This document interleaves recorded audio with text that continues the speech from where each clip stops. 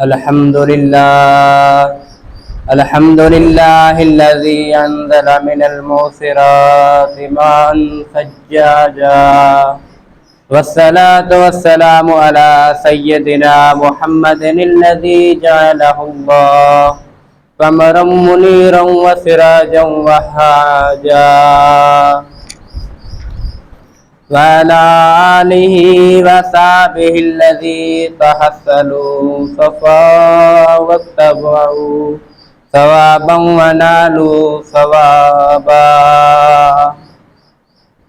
सुहे हम्द हक़ पाक के हर ज़मान ॾिनो जिहीं असांखे अकुल ऐं ज़बान। अकुल चीज़ जिहीं जो धरे थो ध्यान, ज़बान उन खे ज़ाहिर करे थी बयान। मोहम्मद शहनशाह हर दूसरा लक़ब ख़ास तुंहिंजो ख़ैरुल वरा। खुदा जो आईना संदसि हुई शिकिल, बलक नूर मौला संदो बेमिसल। ॾिसी छा कंदो सिज ऐं मिस्त्री, ॾिठी जिहीं पिरीअ जे पेरनि जी तिरी। अजब यार हज़रत नबी जा मजा, समाचार वेंदार इस्लाम जा। अजब फातिमा बिन्नत अहमद नबी, हमेशा वसे मतस रहमत रबी। इमामनि जी सार चवण खां मथे, अहिड़ा शहज़ादा लभनि अॼु किथे।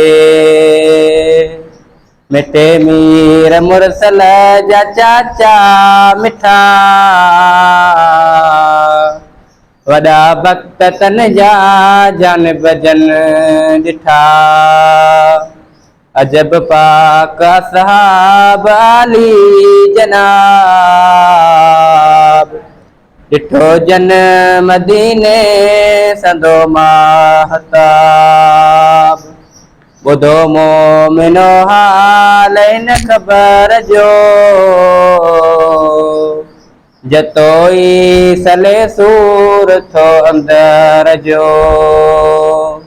वेठो ॾींहुं हिकिड़े हो सैयद मिठो, पंहिंजे पाक घर में मोहम्मद मिठो।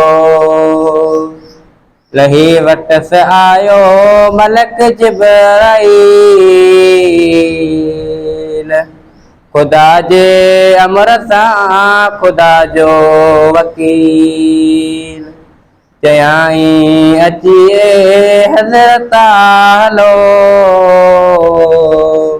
खुदा बिश्त तोले सिंगारियो भलो। ॾिसण लाइ हैरान हूरा हज़ार, मलाइक अचण लाइ कनि था इंतज़ार। खुदा खे तुंहिंजे मिलण लाइ सिक घणी, मोहम्मद मञो जा खुदा खे वणी। मोहम्मद चयो ए मोचारा वही, ॾिनी ख़ुशि ख़बर हुई मूंखे तो सही। चयाईं ॿुधो हीअ ख़बर ख़ुशि तमाम, नबियनि मते बेश्त तोरे हराम। मोहम्मद चयो वही खे कर वरी उन्हीअ खां अञा का ख़बर ख़ुशि खरी मगर ख़ुशि ख़बर कर का अहिड़ी भली ॿुधण सां वञे दर्द दिल जो कुली चयो वही मुरसल नथी तूं मलूल मूंखे दर्द दिल जो कुहो या रसूल चयाई अथम दर्द उम्मत संदो ख़ुदा कीअं क़यामत में उन सां कंदो चयो मुस्तफ़ा खे वही गम वया अवां जा ख़ुदा उम्मती बख़्शिया पढ़ी ॾिस तूं वल सौफ़ जो वाइदो सचो ॼाण क़ुरान जो क़ाइदो मोहम्मद ॿुधी ख़बर ख़ुशि थियो हलण जी तयारीअ में हज़रत रहियो उन्हीअ वक़्त हज़रत नबीयुल ज़मान कई हीअ वसीयत के उम्मत के बयान चयाई ए उम्मत पुॼाणा असां अथव मौत क़ुरान हिदायत रसां कजो ख़्याल क़ुरान जे अमल जो सदा ख़ौफ़ रखजो अदा अजल जो मिठी हीअ नसीहत मोहम्मद संदी रखो याद दिल ते छॾे ॾियो बदी पढ़ो पाक क़ुरान मोमिन मिठो शरीयत संदो साफ़ रस्तो वठो रिजो अजल का जल्बे हया नबी औलिया पाक ड्रिजंदा वया अजल के करियो याद आकिल थियो दुनिया के चढ़ियो कीन गाफ़िल थियो अजल सां इबादत ख़ुदा जी करियो रखो मौत जो दिल में दाइम सियो सदा थी गुज़ारियो ग़ुलाम रसूल पढ़ो मीर मुरसल ते कलमो कबूल ला इलाहा इल्लल्लाह मुहम्मद रसूलुल्लाह सल्लल्लाहु अलैहि वसल्लम इन्नहु तआला जवादुन करीमुन मलिकुम रब्बुर रऊफुर रहीम